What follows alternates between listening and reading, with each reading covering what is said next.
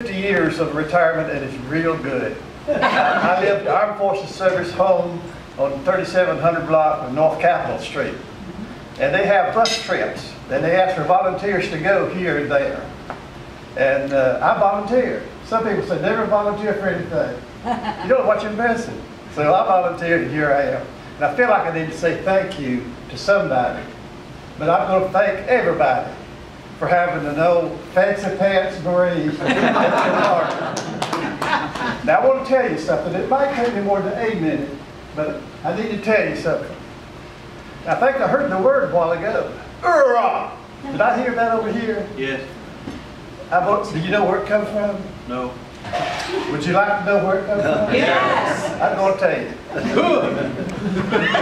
There's a lot of stories. You can have as many as you want.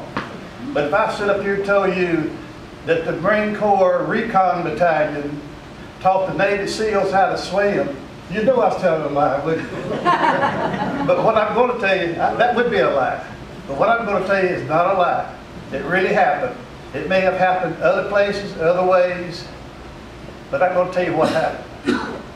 In 1955, I was a duty steward one night at the Staff and SEAL Club at Camp Lejeune, North Carolina.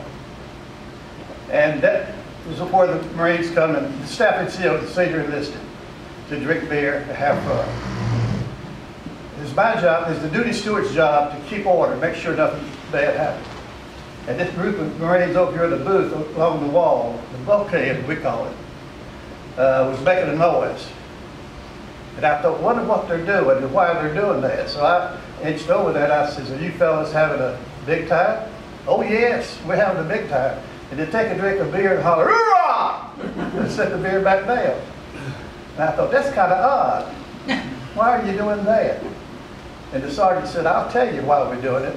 Today out of Recon Battalion, which was on Onslow Beach, the Recon was doing obstacle course.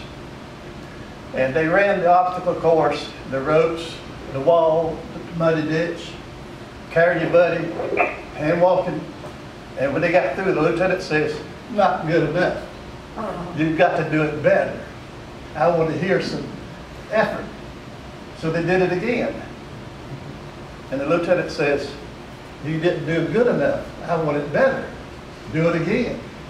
And the sergeant got one of his corporals over and says, from now on, every time we go up a rope, go over the wall, jump the muddy ditch, swim, whatever, grunt, like you're working real hard. So they did.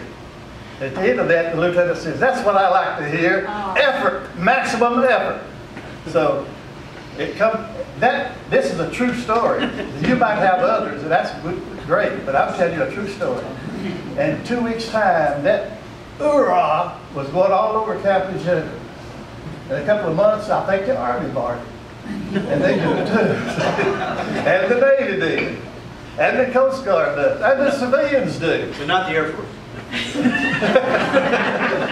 But that's a true story of how, now this story would be 50-something years old, 50 years old this summer. This is 2014. So that was 1954, 55. It'd be 49 years. Whatever, you can do really better. He's a Marine, he can't do math. Not his job. And so that's how I think the word hoorah, and it's a lot of variations of it. It's not just one word, it's different words. But I got one more little story about that long to tell. You've got 30 seconds. 30 seconds.